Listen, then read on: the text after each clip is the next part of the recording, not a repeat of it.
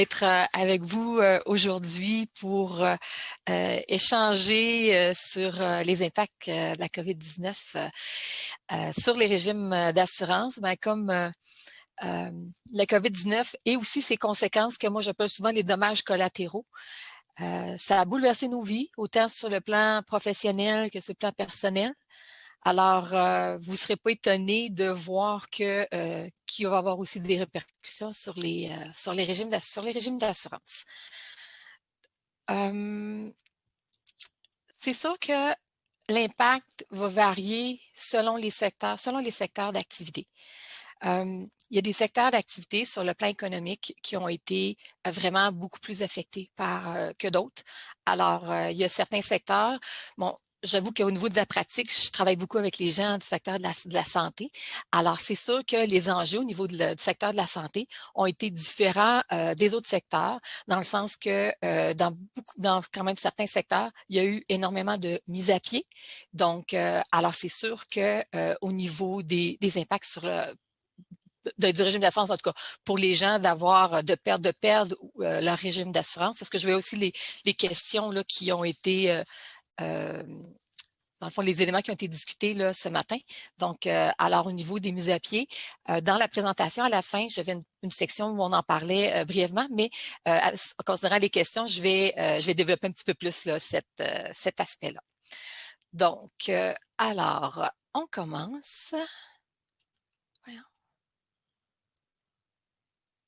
Parfait. Alors, évidemment, la pandémie et aussi les mesures mises en place par les gouvernements ont eu des impacts sur les régimes d'assurance, comme je vous mentionnais.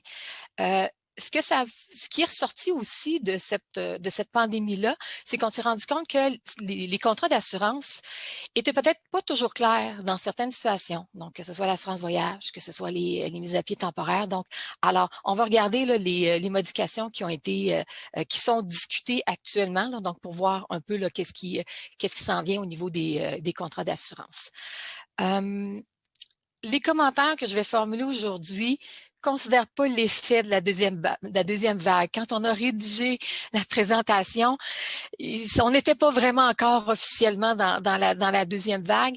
Alors, c'est sûr que ce que je vais faire, je vais peut-être un petit peu plus nuancer la présentation avec ce qu'on connaît actuellement pour la deuxième vague.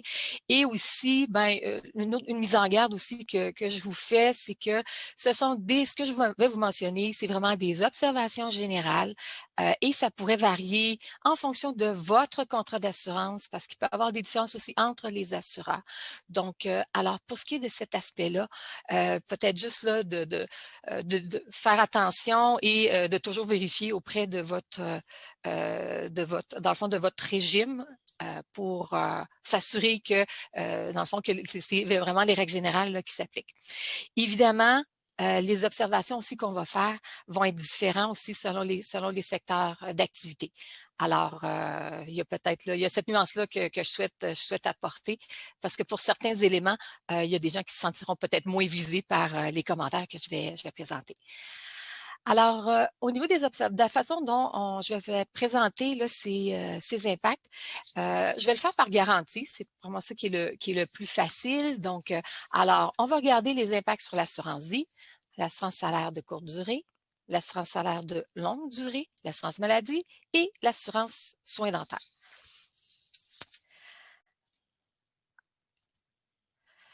Au niveau de l'assurance vie, donc, alors, il y a eu quand même beaucoup de médiatisation des décès qui ont été causés par la COVID-19.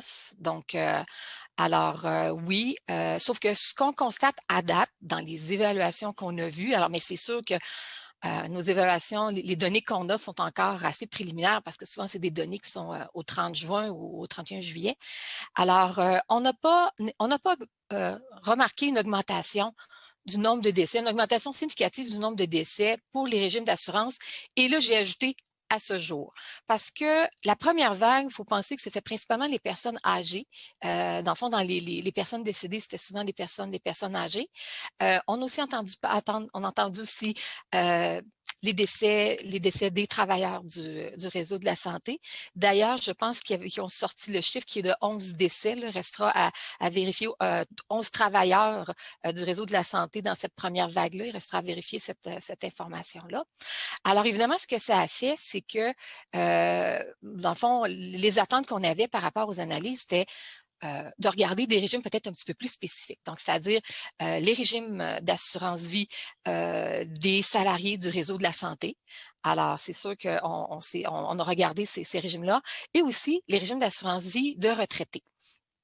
Alors, où là, on s'attend à des impacts peut-être un petit peu plus, que ces régimes-là vont être plus touchés que d'autres régimes.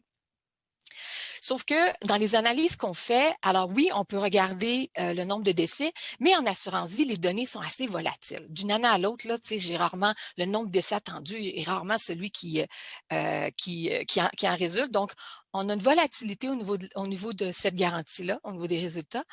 Et aussi, quand on fait nos évaluations, nous, on ne connaît pas les causes. On ne connaît pas la cause du décès.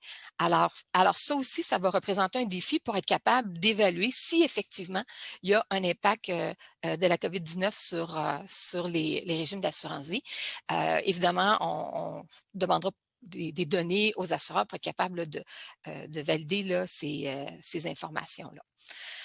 Au niveau de l'assurance-vie aussi, la question qu'on s'est posée, c'est est-ce qu'il y a d'autres risques qui ont diminué? Peut-être que la COVID-19 a amené un risque supplémentaire, mais par contre, est-ce qu'il y en a d'autres où là, ça a été atténué. Bon, on peut penser, est-ce que le fait d'être resté 2 mois chez nous, où il y avait à peu près personne sur le réseau routier, est-ce qu'on a moins de décès liés à des accidents de voiture? Donc, alors, en même temps, il peut y avoir, quand on fait nos analyses, il peut y avoir un élément qui vient augmenter, mais en contrepartie, si j'ai un risque qui vient diminuer à un autre moment, ben, ça peut peut-être un peu augmenter la difficulté d'évaluer précisément l'impact de la COVID-19. Et la tarification en assurance vie est généralement faite sur plusieurs années. Fait que ce qu'on fait, c'est qu'on évalue une moyenne. Donc, alors, là, pour les grands groupes, c'est que dans le fond, on utilise une moyenne. Donc là, c'est sûr que dans notre moyenne, notre moyenne, dans le fond, comme je disais tantôt, c'est sûr que ce qu'on anticipe ne se réalise jamais parce que c'est une réclamation qui est volatile.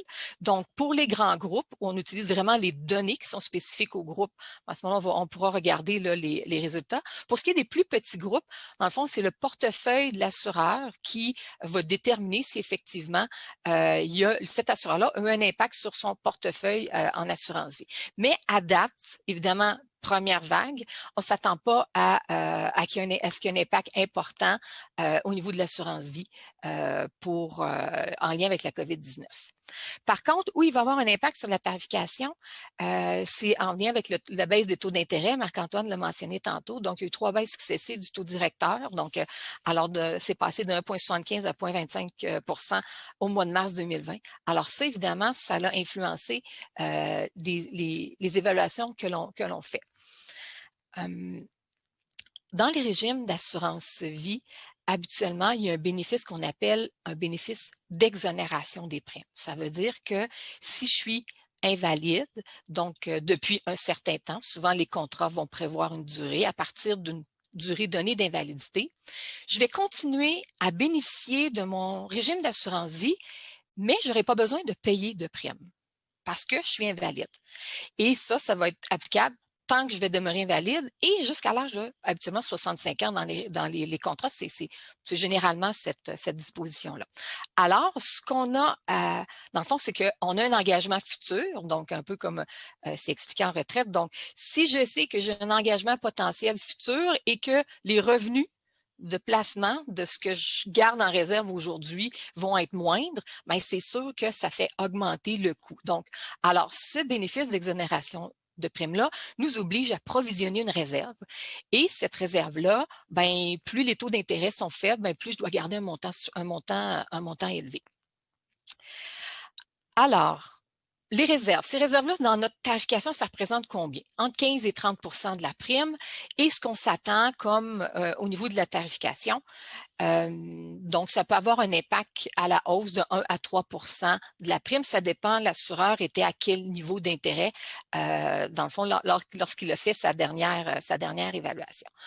Donc, alors c'est sûr qu'au niveau de l'assurance vie, effet COVID-19 en conclusion, des effets qui vont peut-être être plus par secteur d'activité, mais sûrement un effet dû à la baisse des taux d'intérêt. Donc, ça, il y aura un petit effet à la hausse sur la tarification. Là, je vais apporter la nuance à la deuxième vague. Donc, alors la première vague semblait être plus ciblée dans les établissements de personnes âgées, les travailleurs du réseau, alors que là, on parle plus d'une transmission communautaire. Donc, est-ce qu'effectivement, ce qui se fait, en tout cas, les événements là, des derniers jours et les résultats des derniers jours, est-ce qu'à ce moment-là, ça aura un impact là, plus significatif sur la tarification, étant donné que c'est peut-être un petit peu plus tout le monde, là, monsieur, madame, tout le monde qui est affecté. Donc, alors, un point d'interrogation en fonction de la deuxième vague là, pour l'assurance vie. L'assurance salaire de courte durée. Donc, alors, au niveau de cette garantie-là, évidemment, quand c'est arrivé en mars, là, les assureurs, là, dans le fond, ont dû se positionner assez rapidement pour savoir de quelle façon ces réclamations-là liées à la COVID-19 allaient être traitées. Donc, alors, il y a eu des ajustements.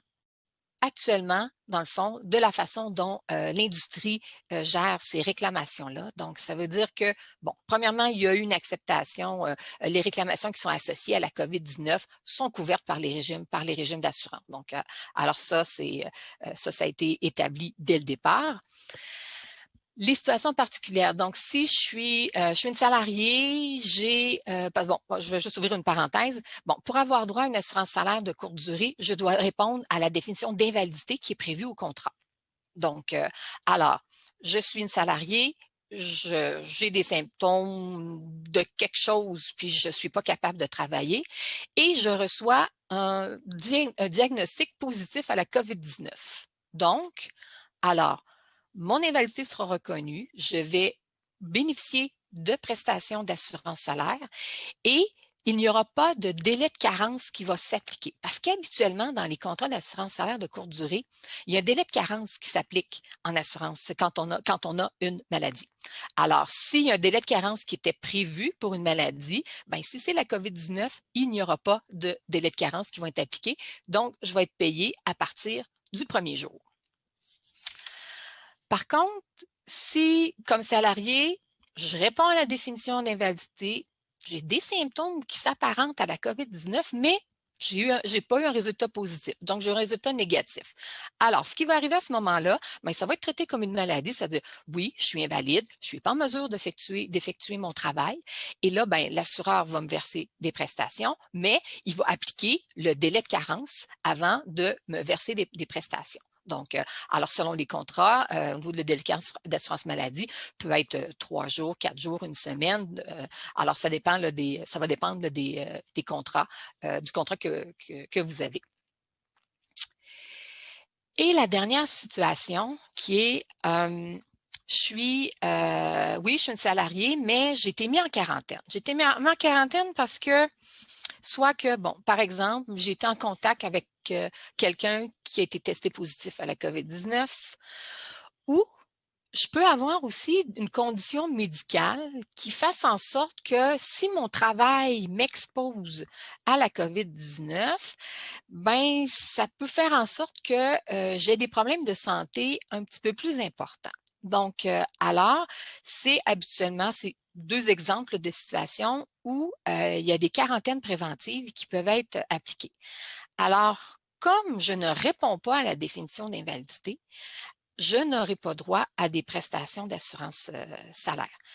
Donc, le temps où je suis chez moi en quarantaine préventive, alors qu'est-ce que je reçois comme rémunération si effectivement je n'ai pas droit aux prestations d'assurance salaire parce que je ne suis pas invalide? Ben, ce qu'on a pu constater, soit que les gens utilisaient ceux qui ont des congés de maladie, donc des congés de maladie, ça peut être il y a des gens qui les ont compensés par des vacances. Il y a aussi la PCU et là, l'assurance emploi là, qui reprend parce que les programmes ont changé. Donc, alors c'est sûr que cette situation-là de quarantaine a apporté probablement que vous avez eu vous avez eu à discuter ou à gérer des situations où les gens disaient mince, parce que là, je ne peux pas le travailler, mais je suis capable, mais je ne suis pas payée. Donc, alors ça a amené, je dirais que ça a amené certains problèmes là, pour les gens.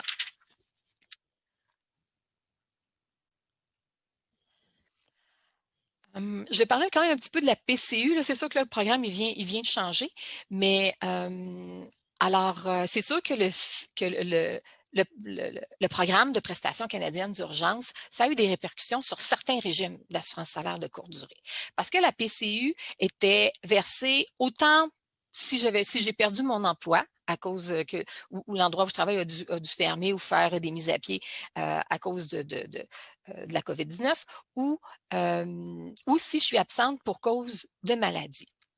Donc, la PCU, on se rappelle, était versée en avance et alors ça couvrait une période de 4 semaines, mais ça ne veut pas dire que cette période de 4 semaines-là ne faisait en sorte de pas elle correspondait pas nécessairement à la période d'invalidité. Alors, je peux avoir reçu une PCU de 4 semaines, mais en réalité, j'étais invalide 2 semaines. Donc, dans les régimes d'assurance où, entre autres, il y avait soit de l'intégration quand on a un régime intégré à l'assurance emploi ou un régime de prestations supplémentaires de chômage. Alors, c'est sûr que ça a amené certains problèmes parce que les montants n'étaient pas correspondaient pas nécessairement à ce qu'on avait l'habitude de recevoir ou ou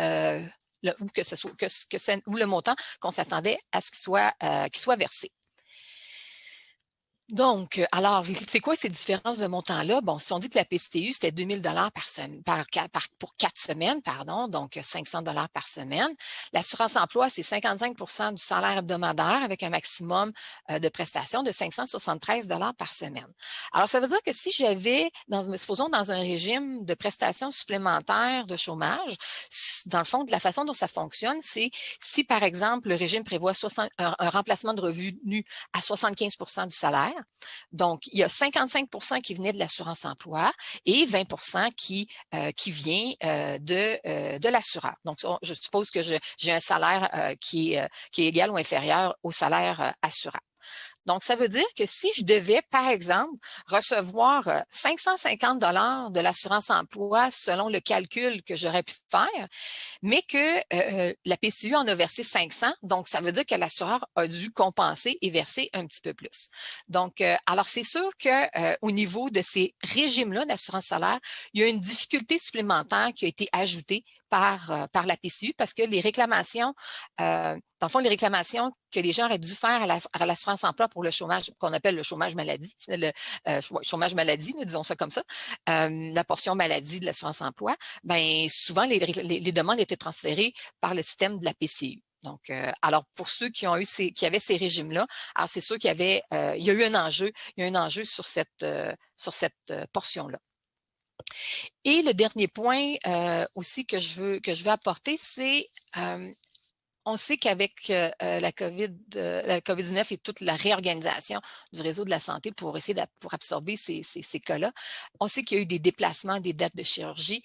Donc, alors c'est vraiment alors il y a des durées d'invalidité qui seront probablement plus longues pour certains invalides. Alors, s'il y a des gens qui attendaient une chirurgie avant pour pouvoir se remettre et pouvoir éventuellement retourner au travail, mais on peut penser que pour certains invalides, ça prendra un petit peu plus de temps avant de récupérer.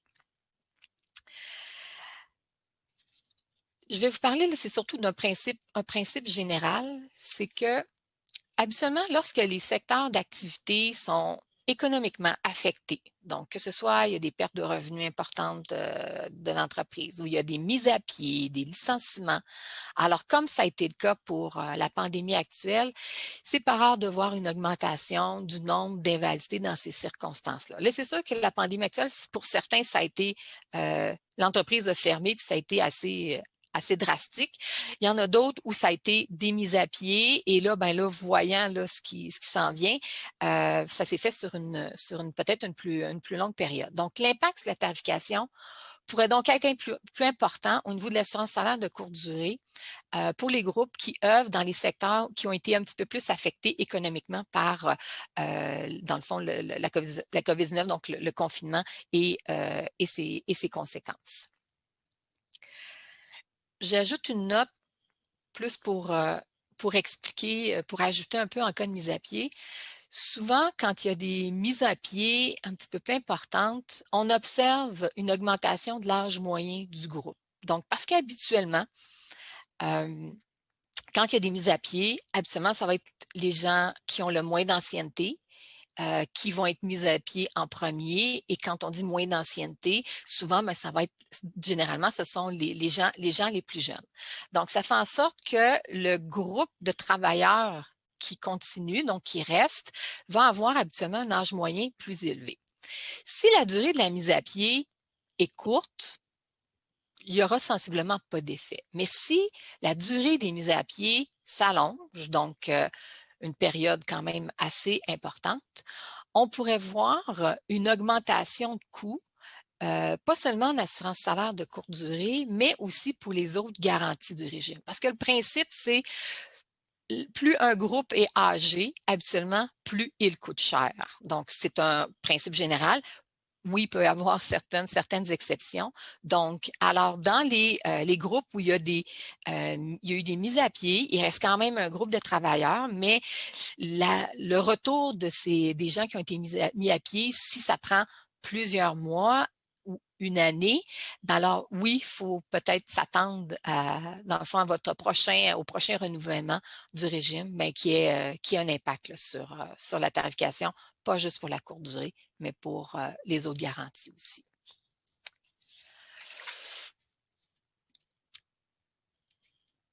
Les effets à plus long terme de la COVID-19, on ne les connaît pas. C'est encore tout récent, donc alors on ne peut pas nécessairement les mesurer, les évaluer à date, mais on a quand même des doutes sur ce qui s'en vient. Alors, les mesures de confinement qui ont été imposées par le gouvernement et tout ce que ça a amené dans notre quotidien, ça risque d'avoir quand même un impact sur la santé mentale des salariés. Donc, alors, que ce soit l'isolement social, si je vis une anxiété par rapport à la COVID-19 ou j'ai énormément de craintes par rapport à cette maladie-là, la conciliation travail-famille, pas toujours évident, là, avec souvent pour certains, ça a été des longues journées, là, le partage pour s'occuper des enfants, là, donc alterne. Donc, il y en a qui ont travaillé peut-être vraiment de soir tard, tôt le matin, tard le soir. Donc, c'est sûr qu'au niveau du temps, pour plusieurs, ça représente des longues journées, puis ça peut représenter encore des longues journées. Il y a aussi le stress financier. Si il y a une diminution du revenu, donc si un des deux ou les deux conjoints, comme salariés, comme conjoints, si un des deux, on a perdu notre emploi ou si les deux, on a perdu notre emploi, on est mis à pied, ben, il y a un stress financier qui s'ajoute. Donc, alors, ça aussi, ça peut s'ajouter aux autres éléments mentionnés. Et le confinement et la vie de couple. Alors, des fois, on est bien en couple, mais 24 heures sur 24 en vacances, pas pire, mais 24 heures sur 24, combiné avec le travail et combiné avec tout, des fois, ça peut peut-être faire des flamèches. Donc, alors finalement, tout ça pour dire, c'est que tous ces éléments-là, tout ce que ça amène, ça amène l'anxiété. Et ce plus-là, va peut-être faire en sorte que pour certaines personnes, ça va les faire basculer vers l'invalidité. Donc, alors, À long terme, c'est vraiment au niveau de la santé mentale qu'il faudra être vigilant et être attentif. Mais sincèrement, je m'attends à ce qu'on ait qu'il y ait des répercussions là, sur les assurés ou les salariés à plus long terme. Donc, l'impact sur la tarification, ben là, on n'a pas de chiffre nécessairement. Alors, en conclusion, c'est que comme la tarification en assurance salaire, le coût du régime d'assurance salaire de courte durée, généralement, il est établi avec les données du groupe. Donc, alors, soit en totalité ou en partie. C'est sûr que c'est un petit groupe, on va les utiliser en partie. Si c'est un groupe un peu plus gros, moi, je vous dirais, là, à partir de 30 ou 50 personnes, là, on regarde ça de façon, peut-être pas pleinement, là, mais on commence à regarder ces résultats-là. Donc, ça veut dire que comme c'est basé sur les données du groupe, ben, la tarification, dans le fond, va dépendre de chacun des groupes. Si dans mon environnement, dans le fond, dans l'entreprise où je travaille, il n'y a pas eu de cas de COVID-19, tout le monde a travaillé, la vie est belle, la vie a continué, ça se peut que je n'ai pas d'impact sur la tarification. Par contre, s'il y a une éclosion parmi les employés, donc avec un nombre pas juste une personne, mais plusieurs personnes, mais ça se peut que dans ce cas-là, qu'il y ait une augmentation du coût de l'assurance salaire de courte durée. Donc, évidemment, toute chose étant égale par ailleurs, parce que oui, les résultats peuvent varier d'une année à l'autre, mais oui, il va y avoir globalement, oui, l'assurance salaire de courte durée va augmenter, mais ça ne veut pas dire que ça va augmenter nécessairement pour tout le monde.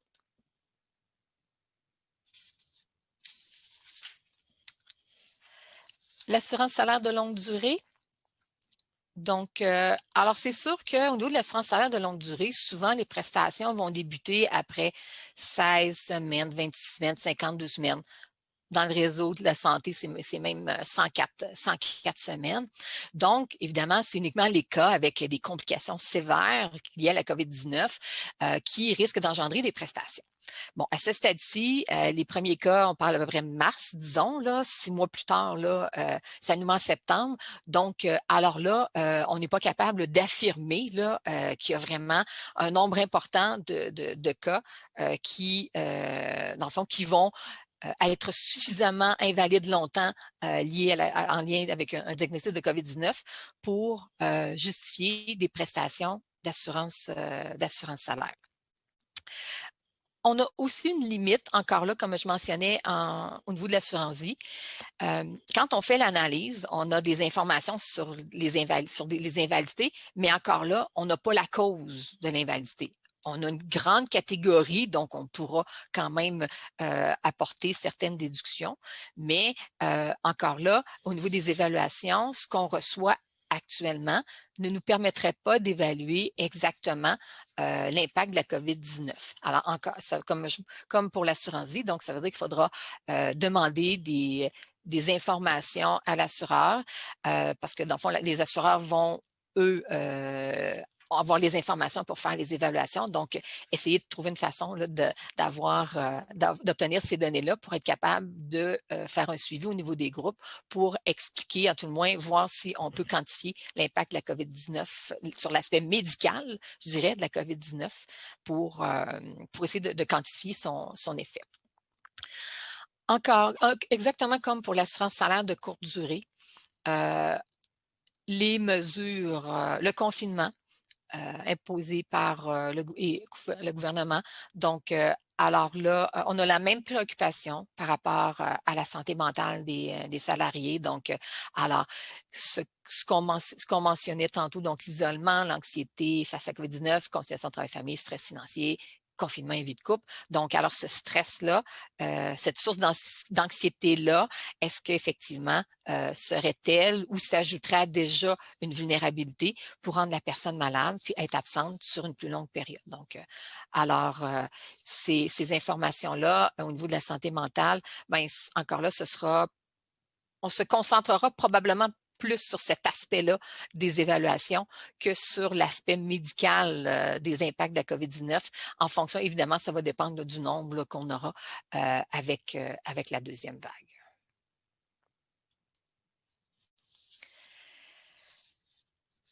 Alors, comme pour l'assurance vie, ben, la baisse des taux d'intérêt va faire en sorte que on va avoir besoin de plus d'argent aujourd'hui pour être capable de répondre aux prestations futures. Parce que si je suis invalide et que mon invalidité, elle est importante et que je réponds toujours à la définition d'invalidité puis que je vais être invalide jusqu'à 65 ans, alors c'est sûr que les, les engagements futurs, si j'ai moins de revenus d'intérêt, ben alors c'est sûr que je dois conserver un plus gros montant aujourd'hui pour être capable de répondre aux engagements futurs. Donc, alors la baisse des taux d'intérêt, donc ces engagements futurs-là, en assurance, on appelle ça des réserves. Alors, la baisse des taux d'intérêt va entraîner une augmentation des réserves pour le régime d'assurance salaire de longue durée. Et le taux d'intérêt, la baisse du taux d'intérêt a un impact beaucoup plus important en assurance salaire qu'en assurance vie. Donc, alors, on s'attend à une hausse de tarification de l'assurance salaire de longue durée entre 5 et 10 uniquement en lien avec la baisse des taux d'intérêt. Donc, alors, ça représente quand même là, un impact significatif. Là. Donc, alors, bon, la baisse des taux d'intérêt, comme on va pas essayer de se croiser les doigts que les taux d'intérêt finissent par augmenter, mais on dit ça depuis, je sais pas, là, depuis 10, 15 ans, là, puis ça se concrétise pas vraiment. Donc, alors, cette hausse-là sera sûrement demandée par les assureurs, soit probablement au prochain renouvellement. Même si on n'est pas capable, parce qu'il est encore trop tôt pour connaître les impacts directs de la COVID-19, donc l'impact de COVID-19 médical, je dirais, sur les coûts des régimes d'assurance salaire, on sait qu'il va y avoir une pression sur les coûts à la hausse, justement en raison là, de notre inquiétude par rapport aux maladies à caractère psychologique. Et on le constate, en tout cas, on va être très attentif là, dans certains secteurs comme celui de la santé. Bon, les travailleurs subissent actuellement d'énormes pressions. Évidemment, on s'attend à ce qu'il y ait des impacts encore plus importants sur les incidences d'invalidité pour les travailleurs qui sont peut-être plus exposés à la COVID-19.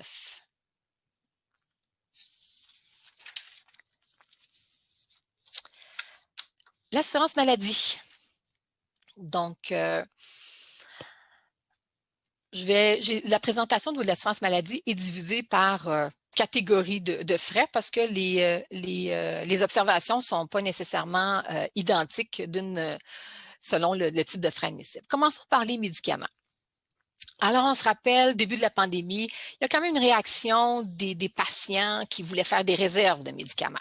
Donc, alors, durant la pandémie, les gens voulaient être sûrs d'avoir leurs médicaments. Donc, alors, cette inquiétude-là a amené finalement des pénuries ou un souci, en tout cas, essayer d'éviter des pénuries potentielles ou réelles de médicaments. Donc, alors par conséquent, les pharmaciens dans le fond, durant la période, je pense, de mars à mi-juin, si ma mémoire est bonne, déjà, les ordonnances étaient renouvelées pour une période de 30 jours. Alors, il y avait une directive de l'Ordre des pharmaciens qui avait été transmise aux pharmaciens. Donc, alors, durant cette période-là, alors, si les gens à la pharmacie pour renouveler, si la personne avait l'habitude de renouveler pour 90 jours, à la pharmacie, on a dit non, c'est 30 jours, on va être sûr de ne pas avoir de pénurie de médicaments, peut être capable de fournir tous les patients. C'est revenu à la normale à la mi-juin et je dirais, en tout cas, personnellement, quand je suis allée renouveler mon ordonnance que je fais habituellement pour 90 jours, à la pharmacie où je vais, ils ont refusé le 90 jours en me disant, ben, on anticipe la deuxième vague, donc on fait attention à nos inventaires là, de médicaments. Donc, au lieu d'avoir un 90 jours, ils m'ont donné un 60 jours. Donc, ce que ça nous dit, c'est que les pharmaciens commençaient déjà à essayer d'anticiper la prochaine vague, puis d'anticiper aussi le fait que les gens puissent se garrocher pour faire des provisions. Alors, au niveau des médicaments, 30 jours, ça se peut là, que vous ayez cette contrainte-là, c'est-à-dire si vous avez l'habitude d'avoir du 90 jours, mais qu'on diminue là, la période là, de votre provision. Alors, c'est sûr qu'en général, on prend un 90 jours. Pourquoi? Parce que c'est moins coûteux que d'avoir une ordonnance 3 fois. Si je fais 3 fois 30 jours, ben ça, au total, pour le régime, ça va coûter plus cher que si je le prends en 90 jours. Mais je vous dirais, avec les renouvellements, avec les données qu'on a eues sur les renouvellements qu'on a regardés, là, avec des données qui se terminaient absolument, généralement au 30 juin, on n'a rien observé de significatif en lien avec la COVID-19 en disant oui, la COVID-19 a eu un impact sur le coût de la portion médicaments des régimes. Dans le fond, l'évaluation ne nous permettait pas d'avoir des impacts là, qui étaient vraiment significatifs puis qu'on pouvait réussir à isoler parfaitement. Donc, et là, évidemment, comme je dis, on parle toujours de la première vague. Alors, pour ce qui est de la portion médicaments, la COVID-19 ne semble pas avoir eu d'effet important sur les régimes. Par contre, on va porter une attention particulière aux antidépresseurs. Donc, depuis tantôt, on se dit probablement que la santé psychologique des gens va être affectée par la pandémie.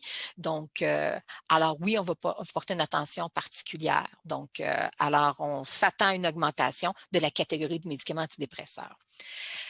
Ce que j'ai eu aussi comme discussion avec un assureur, sans nécessairement être capable de le vérifier à ce stade-ci, mais l'assureur allait creuser cette situation-là, c'est que on sait déjà qu'il y a un glissement entre les traitements contre le cancer qui sont habituellement en intraveineux.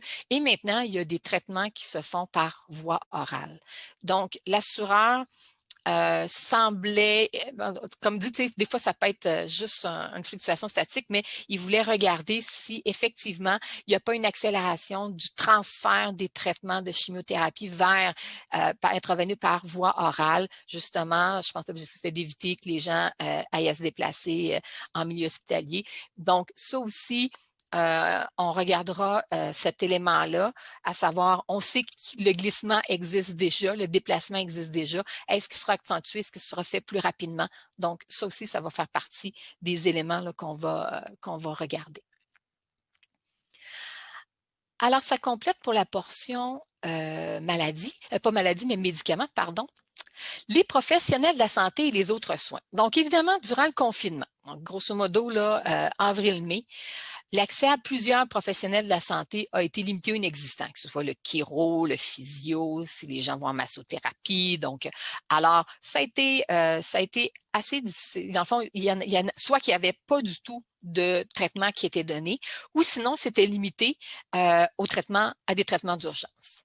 Donc, alors, c'est sûr que il existait déjà la possibilité existait déjà d'avoir des consultations en mode virtuel qui était admissible aussi en remboursement par les pour certains professionnels de la santé.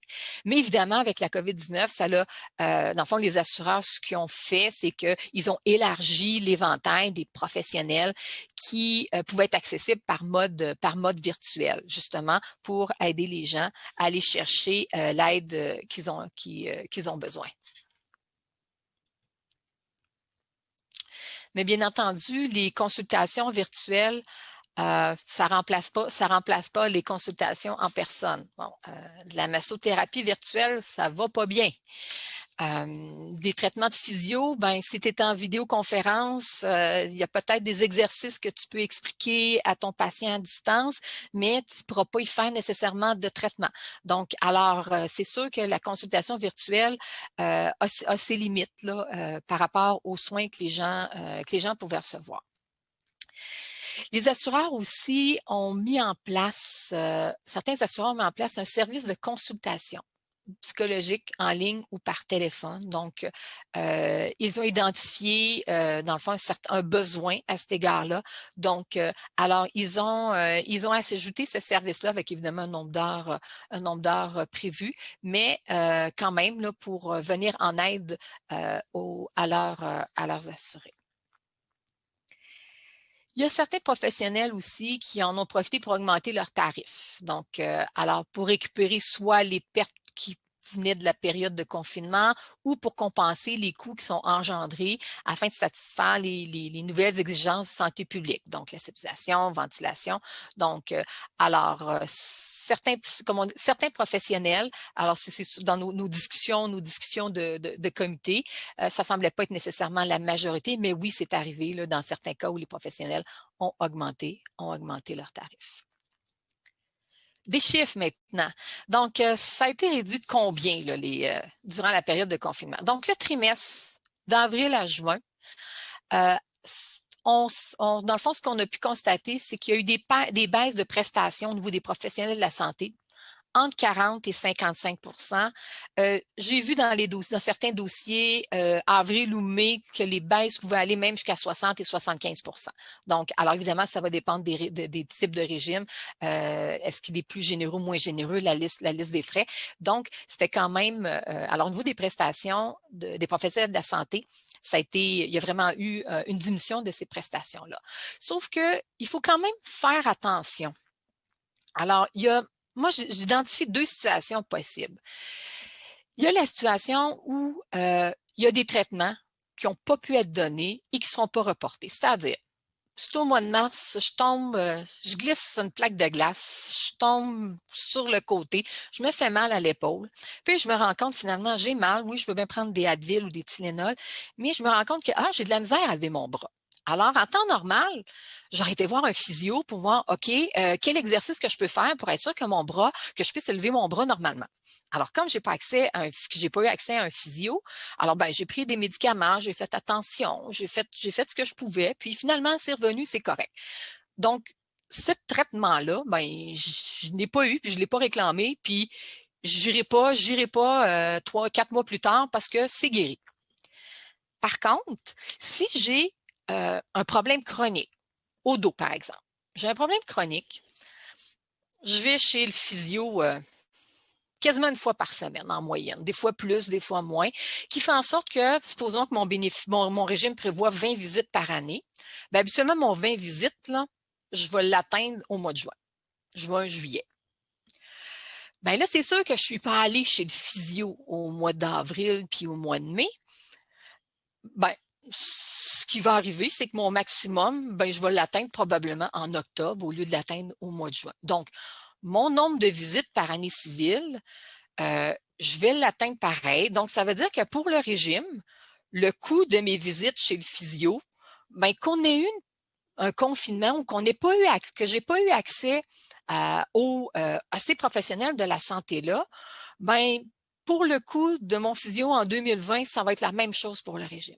Donc, alors, on a les deux situations possibles. Donc, des traitements qui ne pourront pas être reportés et d'autres où je vais carrément les reporter, puis ça va faire en sorte qu'il n'y aura pas d'impact sur le régime. Donc, malgré l'économie de ces 2 mois-là, il faudra voir les mois jusqu'à la fin de l'année, effectivement, s'il y aura pas, il y aura sûrement certaines de ces visites-là qui ont été reportées. Oui, ça va rester. Il va quand même y avoir une diminution. C'est pas tout le monde qui atteint le maximum de visites, mais ces pourcentages-là, il faut peut-être juste les nuancer parce qu'il va y avoir des soins reportés. De la même façon, au niveau des soins oculaires. J'ai un régime de soins oculaires, c'est un maximum par 24 mois. Mettons, je ne sais pas, 300, 400 $ par 24 mois. J'étais due pour des lunettes là, au mois de mai. C'était planifié que j'allais changer mes lunettes au mois de mai. Mais là, je n'ai pas pu aller changer mes lunettes au mois de mai. Alors, ce que je vais faire, je vais juste attendre plus tard dans l'année pour aller, dans le fond, pour les remplacer. Donc, alors, c'est sûr que ce montant-là, si on regarde l'année civile 2020, ça ne changera pas. Par contre, comme c'est un maximum par 24 mois, ben là, j'ai un décalage là, qui s'ajoute parce que la prochaine fois où je vais avoir la possibilité de changer mes lunettes pour avoir droit à un remboursement, au lieu d'être au mois de mai, ben, ça va peut-être être au mois de septembre ou au mois d'octobre. Donc, alors, ça fait juste un décalage. J'ai comme été obligée, entre guillemets, d'endurer mes lunettes plus longtemps, mais ça fait quand même, comme je disais, un décalage. Alors, au niveau des professionnels de la santé, il y a, au niveau des réclamations, on ne s'attend pas à ce que ça redevienne exactement au niveau avant la pandémie, parce que ce qu'on constate, c'est que les gens ont quand même certaines craintes d'aller chez les professionnels de la santé, ou à tout le moins, ils limitent leur visite. Donc, alors tant que la COVID-19 ne sera pas sous contrôle, on pense que le niveau des professionnels devrait rester un petit peu inférieur à ce qu'on connaissait avant la pandémie. L'incertitude, ceci étant dit, mais l'incertitude, évidemment, ce sera l'utilisation des psychologues, psychothérapeutes, psychanalystes, là, alors en fonction là, de l'impact que la pandémie aura sur la santé mentale là, des personnes. Alors, ce qu'on ne connaît pas là, actuellement.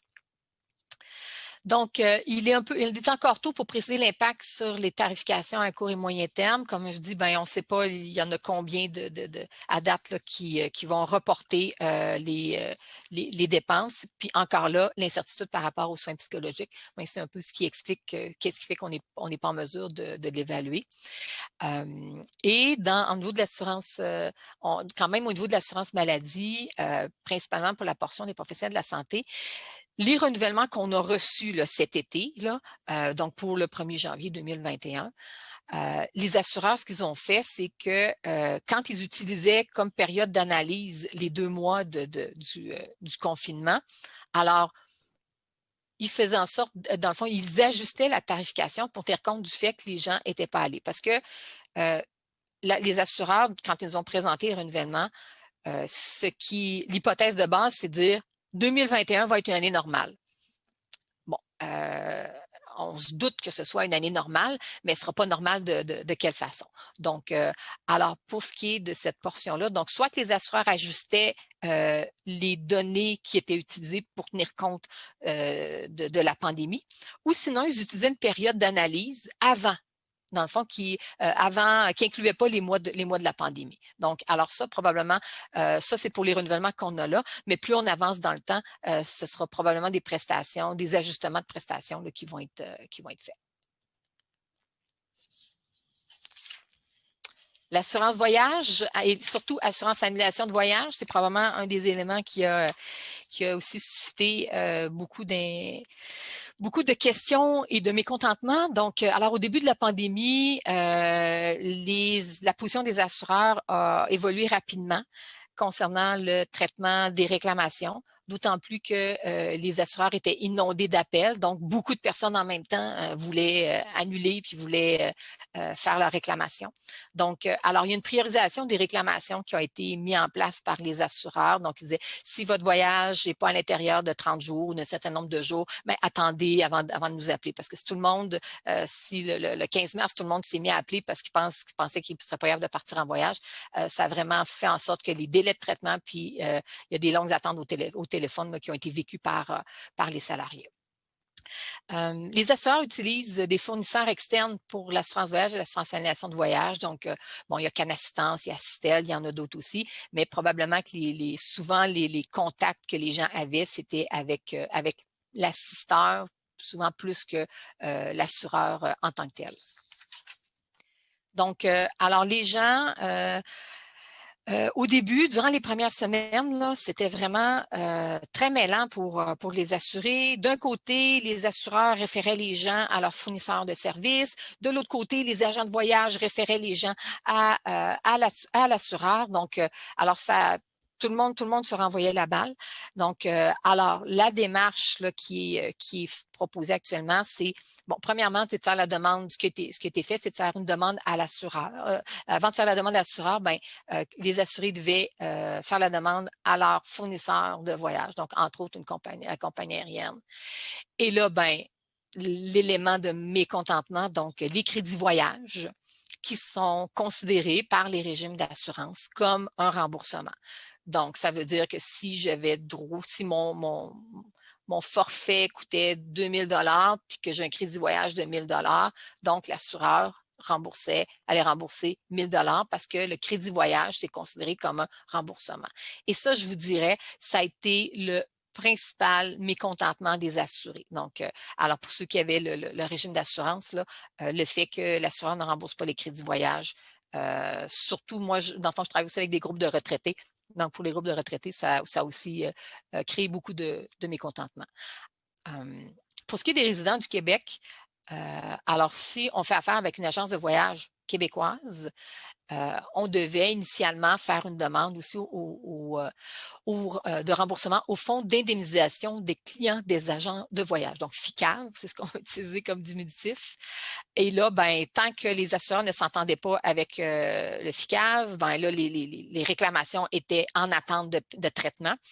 Et là, les assurés n'étaient vraiment pas satisfaits. Donc, ce que les assureurs ont décidé, ils ont décidé de traiter les réclamations pour pouvoir faire les paiements aux assurés.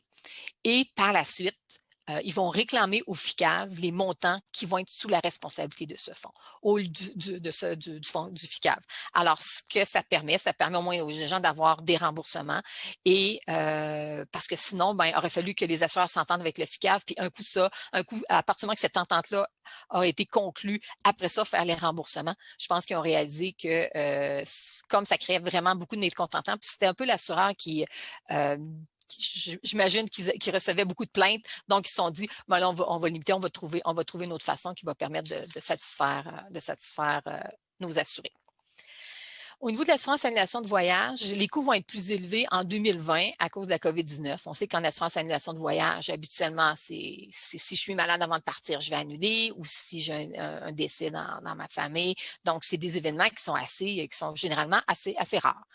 Là, on s'est retrouvé avec tous ceux qui partaient en voyage mi-mars jusqu'à avril, mai, là, tout le monde, mais là, avait des réclamations au niveau de l'assurance annulation de voyage. Donc, alors, c'est sûr que des coûts vont être élevés pour 2020, probablement moins que ce que sûrement moins que ce que les assureurs anticipaient, mais quand même.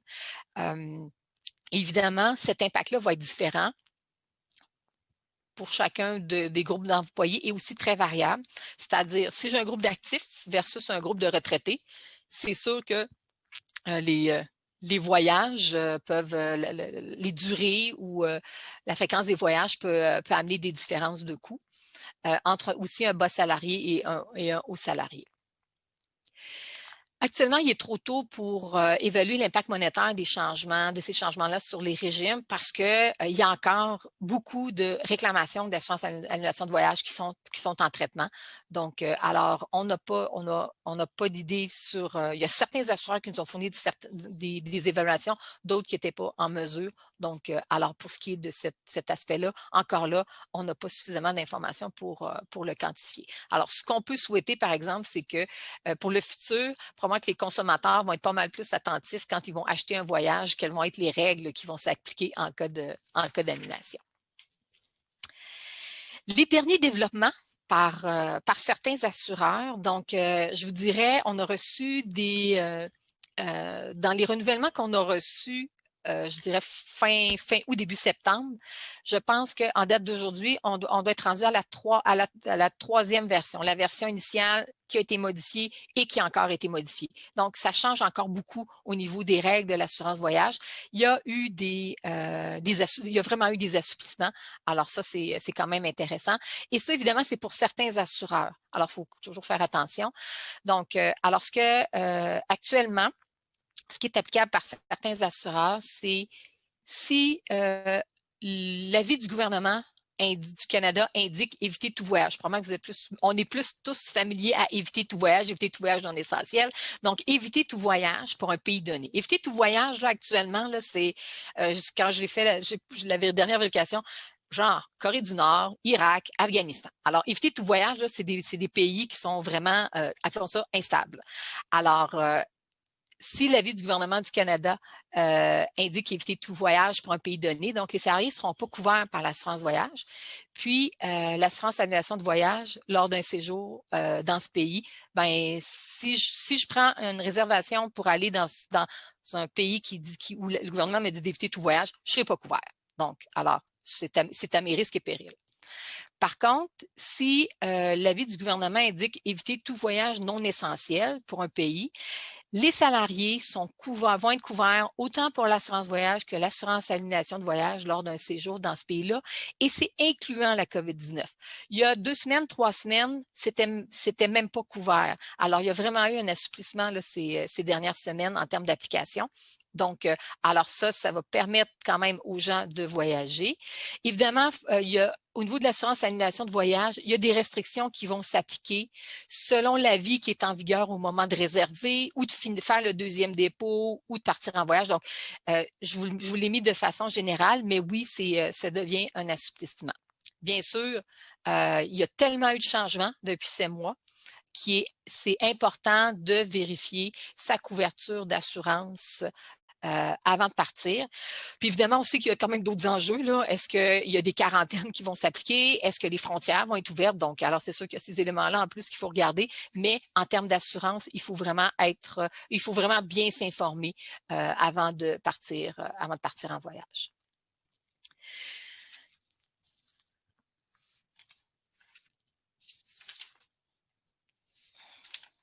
Les soins dentaires, dernière garantie. Donc, le niveau des réclamations des assurés a chuté vraiment de façon drastique quand les mesures de confinement ont été mises en place. À partir de la mi-mars, les réclamations de soins dentaires ont été limitées aux soins d'urgence seulement. Les statistiques du trimestre, donc d'avril à juin, les prestations ont baissé entre 60 et 75 % pour les soins dentaires au cours de cette période-là. Honnêtement, quand on regarde là, les résultats, les réclamations étaient pratiquement nulles pour le mois d'avril-mai. Avril-mai, les prestations, c'est une baisse de prestations de 95 % là. Ça veut dire, si en moyenne, dans le régime, on avait l'assureur payait des prestations d'à peu près 100 000 par mois, ben là, le niveau de prestation est à 5 000 là. Fait que c'était quand même là, assez drastique et évident là, pour ça. Donc, et là, malgré la réouverture de la majorité des cliniques au début de juin, l'achalandage des cliniques dentaires ne semble pas être revenu tout de suite au niveau pré-pandémie.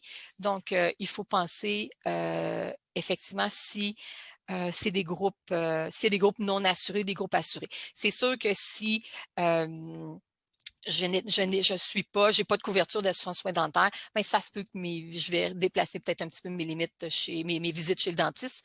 De la même façon que peut-être que j'ai quand même certaines craintes à aller chez le dentiste, étant donné là, la COVID-19. Donc, alors, on pense que le niveau va quand même rester on s'attend à ce qu'ils ne reviennent pas tout de suite au niveau pré-pandémie là, tant que la COVID-19 ne sera pas, disons ça, sous contrôle. Comme les assureurs voulaient reconnaître pour leur groupe que, dans le fond, les employés et les employeurs, là, selon la répartition de coûts, payaient des primes, mais que les assureurs n'avaient pas accès au service. Donc, les assureurs ont donné des rabais de primes. Pour les régimes de soins dentaires. Donc, alors les réductions, ça peut être, par exemple, là, donc entre 60 et 70 % des primes qui étaient dans le fond, un rabais. Donc, ça veut dire que si j'avais une prime mensuelle, mettons, je prends un chiffre facile de 1 000 $ par mois habituellement, ben si l'assureur avec qui je fais affaire donnait un rabais de 70 %, ça veut dire que mon régime de soins dentaires a coûté pour avril-mai 300 $ pour chacun de ces mois-là au lieu de 1 000 $ par mois. Donc, alors oui, il y avait eu des réductions qui ont été offertes pour les régimes des groupes pleinement assurés. Donc, il y a des assureurs qui ont été 2 mois, certains se sont rendus à 3 mois. Donc, alors ça, c'est ce qu'on a observé pour les groupes qui sont assurés. Les groupes qui ne sont pas assurés, donc c'est-à-dire les régimes avec des ententes financières. C'est quoi des ententes financières? C'est un mécanisme qui permet aux groupes de bénéficier des bons résultats. Donc, habituellement, ça vise les gros groupes, là. Donc, alors, ce que ça fait, c'est que les prestations qui auraient dû, en temps normal, qui auraient été versées par le régime, comme elles n'ont pas été payées, bien, à la fin de l'année, ça va générer un surplus. Donc, ce surplus-là pourra permettre de diminuer la prime. Au lieu de l'avoir de cette façon-là, 60 à 70 directement dans le mois où ça s'appliquait, bien, on peut l'appliquer un peu à retardement, mais il y a quand même un mécanisme possible pour pouvoir dédommager les gens du fait qu'ils payaient une prime d'assurance qui n'avaient pas accès au service. Alors, depuis le 1er juin 2020, donc les cliniques ont rouvert donc, afin de se soumettre aux nouvelles recommandations. Et ça, je voyais qu'il y avait un commentaire là-dessus dans le résumé des discussions de cet avant-midi. Donc, alors, l'Association des chirurgiens dentistes du Québec a créé trois codes qui permet aux dentistes de charger dans le fond, pour se soumettre aux nouvelles recommandations et obligations pour éviter la propagation du virus de nouveaux codes dentaires, donc comme trois ont été approuvés pour les frais en lien avec l'équipement personnel de protection. Excusez, là, j'avais le diminutif en tête, là. Et en clinique dentaire et le nettoyage des salles. Donc, alors, ça a soulevé, évidemment, beaucoup d'insatisfaction. Bien, premièrement, pour les assurés, au début, les assureurs ne remboursaient pas, fait que les assurés n'étaient pas contents d'être obligés de l'absorber. Et du côté des gens des preneurs de régime ou des comités, ben là, c'est de dire, ben, c'est déjà ils ont déjà des mesures de protection déjà, alors pourquoi on doit payer en plus? Donc, oui, ça a duré quelques semaines. L'Ordre des dentistes a rapidement levé cette exigence-là, qui fait en sorte que les données au mois d'août, ce que ça nous disait, c'est qu'il y a à peu près 10 des visites qui ont été effectuées, des visites qui ont été effectuées, où les dentistes ont réclamé un de ces trois codes-là. Donc, alors ce que ça nous dit, c'est que c'est beaucoup moins, c'est moins répandu que dans le fond que dans les premières semaines. Et c'est appelé à diminuer et on pense sincèrement que ça va devenir l'exception. C'était quand même des montants qui étaient appréciables, là. Alors, si on dit que pour une visite, là, supposons notre examen annuel, là, je ne sais pas, entre 100 et 150 là, que le dentiste peut demander. Si on ajoute des frais de 30 ça augmente quand même en pourcentage, là, quand même, c'est une bonne augmentation de la facture. Bon, alors là, tant mieux. La très grande majorité ne les chargeait déjà plus au mois d'août. Donc, on peut s'attendre à ce que ça continue là, à diminuer. Et évidemment, on va suivre ça de près. Donc, selon les statistiques les plus récentes, le niveau des réclamations est encore un peu inférieur à ce qui était avant la pandémie, mais là encore là, on n'a pas des tonnes de données non plus, là. On a des données jusqu'en août puis septembre, là, on commence à en recevoir. Donc, alors c'est sûr que la situation là, des dernières semaines, donc la demande du gouvernement d'essayer de limiter nos contacts, disons ça comme ça, les zones rouges. Alors, on peut penser que les gens vont peut-être être plus réticents là, à aller chez le dentiste, vont peut-être le retarder de quelques semaines ou de quelques mois. Alors là-dessus, ça devrait être, on s'attend là, quand même, pour cette raison-là, c'est pour ça qu'on s'attend à ce que le niveau reste un petit peu plus inférieur, là, tant que, évidemment, pour quelques temps, là, le temps que tout revienne à la normale. À long terme, on n'anticipe pas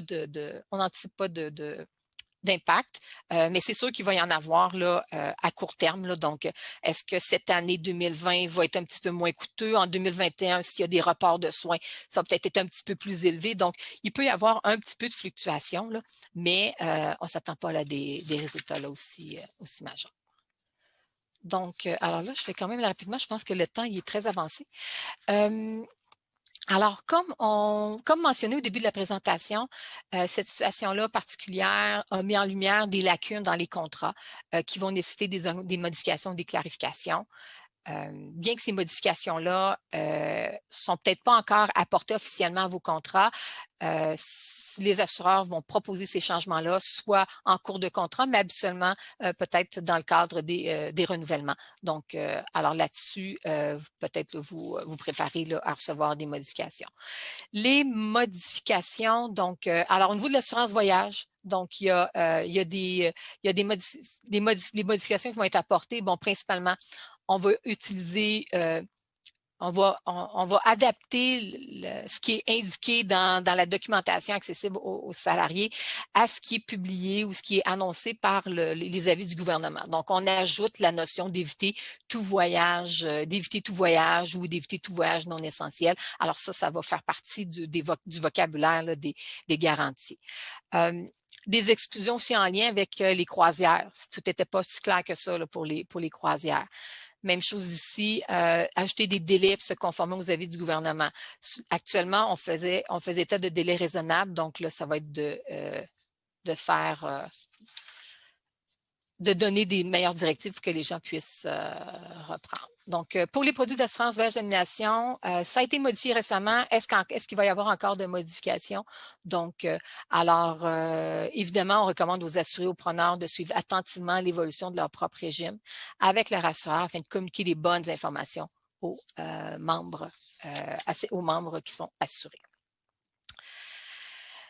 L'autre situation qui est au niveau des clauses, c'était principalement au niveau des clauses de mise à pied temporaire, où là, on s'est rendu compte qu'il y avait quand même plusieurs contrats qui n'étaient peut-être pas si clairs dans l'application, dans le fond, des directives de qu'est-ce qui était applicable durant cette période-là de mise à pied. Ça a été quand même problématique. Au début, là, entre autres, là, quand on a eu la période de confinement. Les assureurs ont quand même fait preuve d'ouverture aussi en donnant des choix. Alors, est-ce que s'il n'y avait rien de prévu, ils permettaient soit de maintenir tout sauf l'assurance salaire, ou sinon, il n'y avait pas d'assurance qui était disponible. Donc, alors peut-être juste me dire, est-ce que j'ai encore du temps? Je n'ai pas regardé exactement à quel moment j'ai commencé. Est-ce que quelqu'un peut me dire combien de temps il me reste?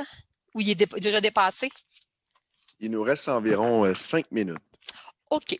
Donc, alors pour les mises à pied temporaires, je répondrai peut-être plus avec vos questions. Fait que ça me permettra de cibler, de vous donner les explications peut-être un petit peu plus ciblées à ce moment-là.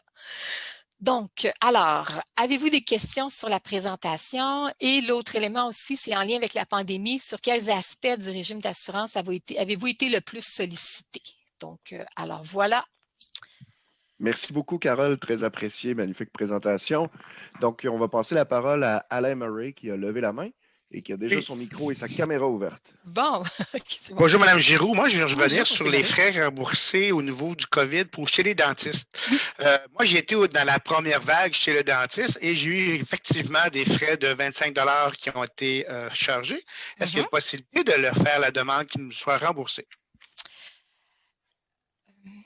Donc, selon chaque assureur avait a pris sa décision par rapport à ces codes-là.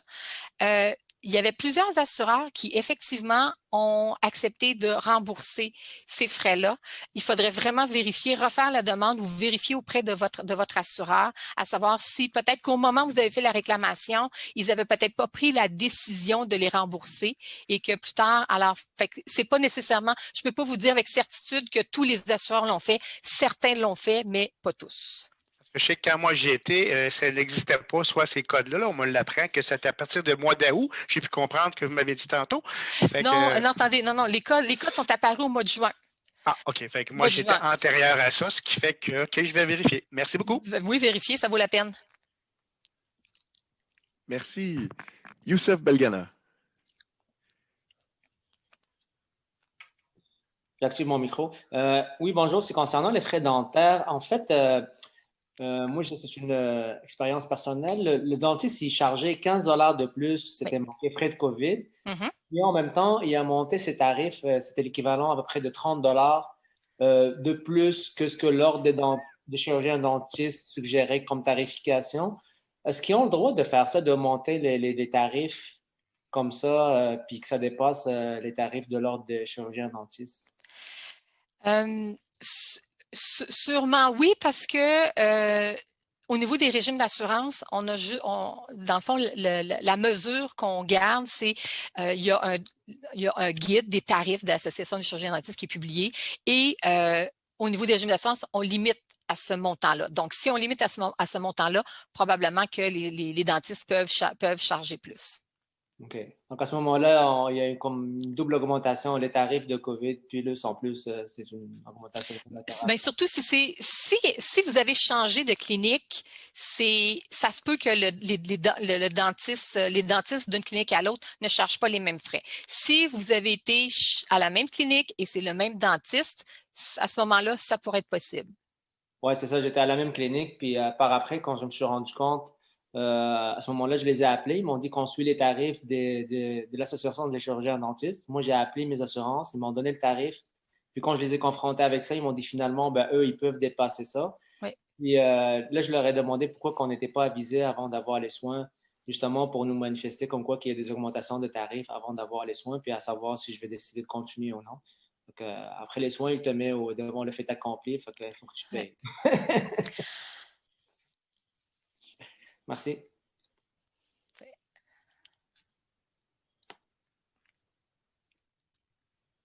Parfait. Donc, prochaine personne, Jean-François Grognon. Pardon. Grognon, c'est ça.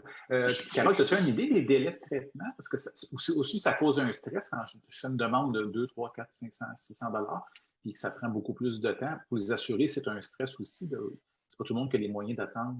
Le délai de traitement pour quelle garantie?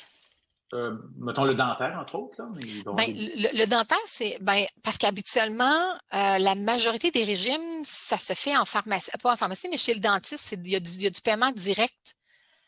Moi, je dirais dans les régimes avec qui où je suis impliquée, tout se fait de manière directe. Donc, j'ai pas d'idée. Je peux pas te répondre là, pour voir là, quel est le délai actuel des assureurs pour les régimes de soins dentaires. OK. Moi, j'ai vu 4 semaines avant qu'ils nous regardent. OK. C'est ça. Le PBAS, c'est 4 semaines avant qu'ils traitent la demande. Ça, c'est encore fait. C'est pas automatique. C'est le dentiste. OK, c'est ça. Non, ça, vous me l'apprenez. Ah, OK. Mais oui, à 4 semaines, effectivement, c'est long. Ça, je suis d'accord avec vous. Pour des grosses réclamations. Oui. Merci, Jean-François. La parole est à Jean Valois.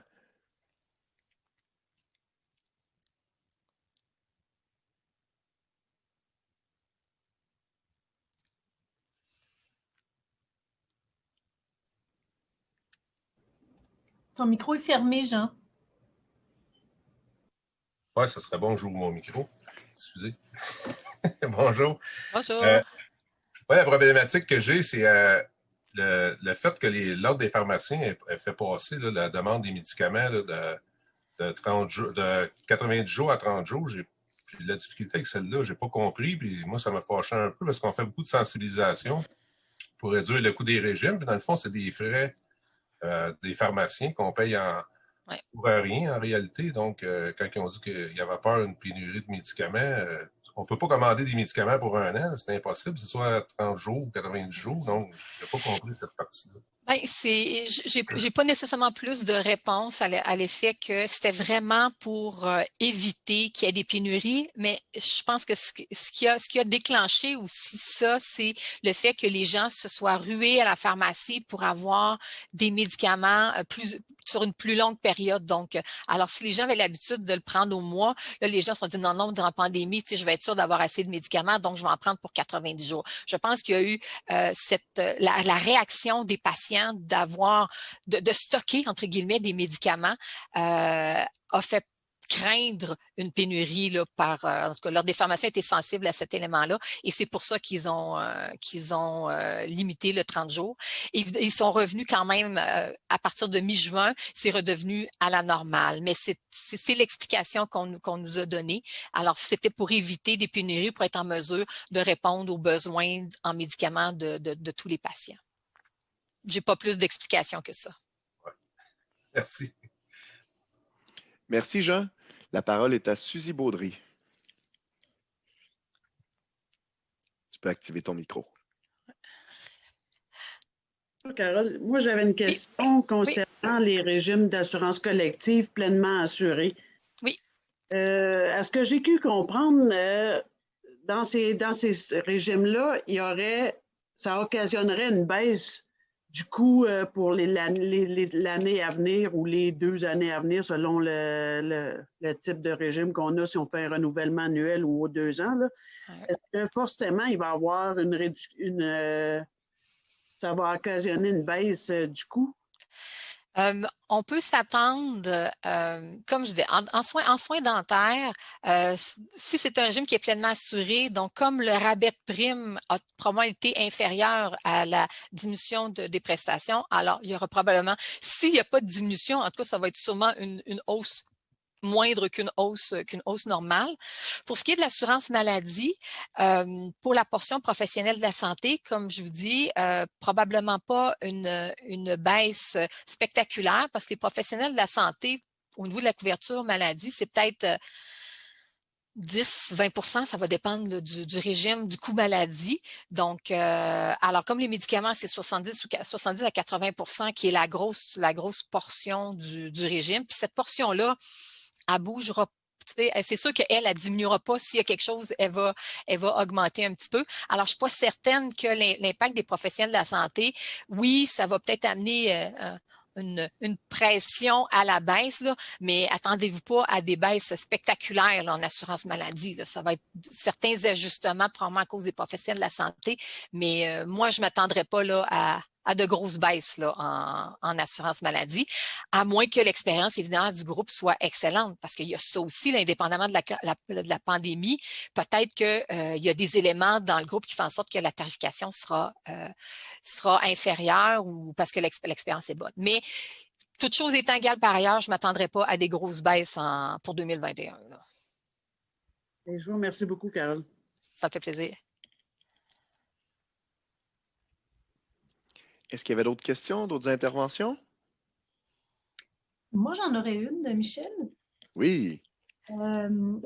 Carole, écoute, j'ai une question pour toi. Tantôt, tu parlais du glissement du médicament pour le traitement des cancers. Tu disais qu'en période de pandémie, de plus en plus, les médecins allaient prescrire des médicaments par la bouche plutôt que des médicaments qui sont offerts à l'hôpital. Si je comprends bien l'enjeu derrière ça, tu ne l'as pas dit, mais l'enjeu, c'est que quand tu te fais traiter à l'hôpital, ben, tu n'as pas de coût relié à ça, puisque tu es hospitalisé, tu es considéré comme hospitalisé. Alors qu'à partir du moment où tu as des médicaments qui sont donnés à la maison, par la bouche, par des pilules, etc. Donc ça, ce sont des coûts qui viennent se rajouter à nos assurances collectives. Tu disais que le glissement était déjà opéré, mais si ça continue encore plus, ça risque d'augmenter le coût de nos assurances, coûts qui sont déjà très élevés, non, par ailleurs. Oui, Marie-Josée, bonne observation. J'aurais dû le préciser. Donc, alors, comme je dis, c'est une piste qu'un assureur était en train de regarder et d'évaluer, mais on le voit là, avec les nouveaux médicaments au niveau pour le traitement des cancers, là, qu'il y en a de plus en plus par voie orale. Alors, est-ce que c'est pour ça qu'effectivement, on le voit, on commence à le voir un petit peu, les antinéoplasiques dans les régimes là, qui augmentent, mais en même temps, il peut y avoir de la volatilité. Il s'agit que durant une année, parmi les assurés, il y ait plus de personnes avec des traitements de cancer que d'autres années. Fait qu'il peut y avoir aussi des fluctuations. Et c'est ça que l'assureur regardait là, avant d'affirmer haut et fort là, qu'il y avait un glissement plus rapide finalement du public au privé, là, finalement. Là. OK. Parfait. Merci. Michel? Oui. Bon, Louisette. La retraitée de la gang. Bon, bonjour. Bonjour. Bonjour, Lisette. Bon, Carole, je veux juste revenir sur les médicaments. Oui. Malheureusement, les premiers mois de la COVID, on s'est fait aller et dire, bon, ça va être 30 jours seulement pour les médicaments. On a tout passé à travers. Mais au niveau national, le fédéral, on a parti une guerre en disant non, c'était inacceptable parce que nos retraités, plusieurs d'entre eux, n'étaient pas capables de payer ça à tous les mois. Et puis, ça leur coûtait plus cher.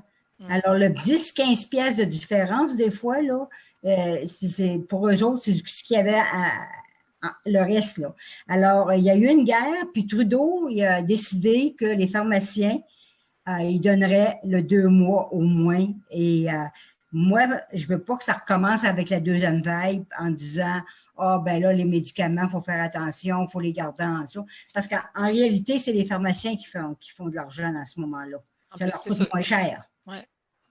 Alors, c'est une guerre à continuer, ça. Oui, merci. Il ne faut pas lâcher, effectivement. Exactement. Puis il faut dire que les retraités ont quand même un certain pouvoir aussi.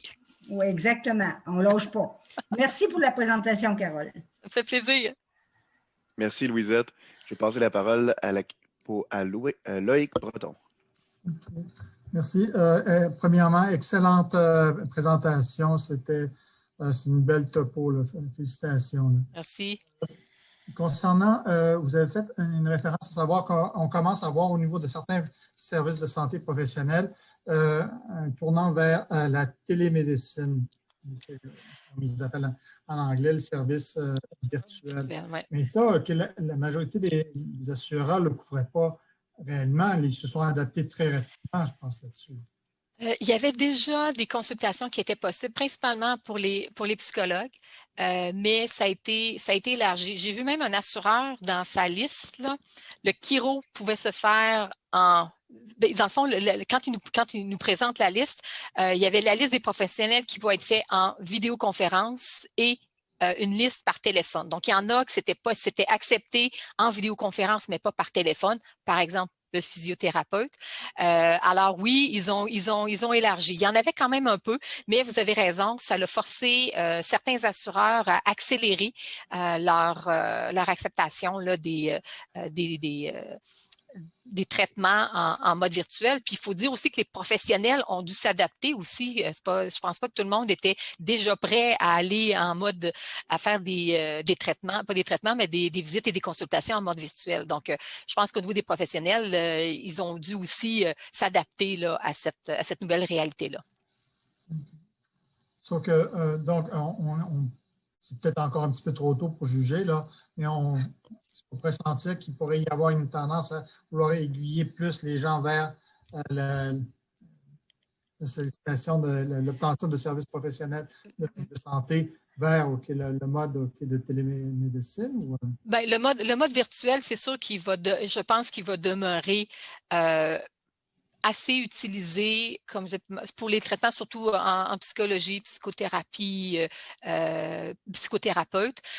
Mais certains, là, comme je disais, c'est en massothérapie, la chiropratie, physiothérapie, je pense que ça va redevenir avec plus des traitements, comme il y a des traitements ou des manipulations, là, je peut-être pas le bon terme là, médical, là, mais il y a certains professionnels qu'on n'aura pas le choix là, d'avoir des consultations en personne. Mais oui, ce qui va pouvoir se faire en virtuel, je pense que ça va être là pour rester, principalement dans le groupe des psys ou travailleurs sociaux ou dans ce type de secteur ou de profession-là. Là. Et dernière petite question. Vous n'avez pas parlé des programmes d'aide aux employés. Je ne sais pas si ça ne rentrait pas dans votre mandat pour la présentation, mais est-ce que vous avez quelque chose là-dessus aussi? Parce que très souvent, il y a ces services-là d'aide psychologique. Oui, au niveau des programmes d'aide aux employés, non, je n'ai pas exploré cette portion-là. Je vais être très honnête avec vous. Je suis moins familière parce que, dans le fond, les groupes avec lesquels je travaille, les programmes d'aide aux employés sont intégrés aux conventions collectives et non au régime d'assurance. Donc, non, j'ai pas fait d'évaluation ou d'analyse au niveau du programme d'aide aux employés, mais on peut penser qu'ils sont sûrement utilisés de façon plus importante. En tout cas, moi, je m'attendrais à ce que ce soit beaucoup plus utilisé là, en période depuis mars. Là. Merci beaucoup. Alors, merci Loïc. On va prendre une dernière intervention. Anouk Collet, tu peux ouvrir ton micro. Oui, bonjour. Merci. Effectivement, c'est une présentation très complète. J'avais peut-être une question un petit peu plus personnelle parce que j'avais un problème d'épicondylite que finalement, un kinésiologue dans tout a finalement réussi à me régler alors que j'avais essayé plusieurs traitements. Et ce n'est pas couvert dans nos assurances. Je me demandais, est-ce que vous êtes au courant si dans d'autres régimes, les services de kinésiologues commencent à être couverts? Est-ce que c'est quelque chose qui commence à être reconnu? Ou, Je dirais, oui, ça commence. Je vous dirais pas, mais je suis contente si vous me dites kinésiologue pour un épicondylite. Là, je prends personnellement aussi votre question personnelle. Ça m'intéresse. Oui, au niveau des kinésiologues, oui, il y a dans le fond, certains régimes actuellement qui l'ajoutent. Je dirais la crainte au départ du kinésiologue, étant donné que le kinésiologue était souvent associé à des centres d'entraînement. Donc, les assureurs étaient un petit peu frileux à couvrir le kinésiologue en se disant, ben, je vais payer l'abonnement au gym, là. Donc, alors ça, il y a eu cette situation-là au départ par rapport à cette profession-là qui a amené un frein. Sauf que les kinésiologues ont fait leur preuve, que ce soit en réadaptation, que ce soit, entre autres, surtout réadaptation là, dans des dossiers d'invalidité. Et là, ils sont mieux reconnus professionnellement. Donc, alors, les assureurs commencent effectivement, ils les acceptent là, dans leur, ça fait déjà un certain temps qu'ils les acceptent. Bien entendu, pour les régimes, ben, si un régime ajoute le kinésiologue à sa liste de professionnels admissibles, donc il y a une augmentation du coût, donc il y a aussi d'éléments financiers à l'ajouter. C'est pas juste de dire je l'ajoute puis ça coûte rien. Oui, est-ce que je bonifie mon régime et j'augmente le coût du régime d'assurance maladie que les gens trouvent déjà coûteux. Donc, il y a aussi cet enjeu-là. Au moins actuellement, l'enjeu envers les assureurs n'est plus là. Ils reconnaissent les kinésiologues là, facilement. Là. Merci, Anouk. Donc, écoutez, ça a été une journée qui a été des plus... surtout, merci beaucoup, Carole. Hein? Ouais,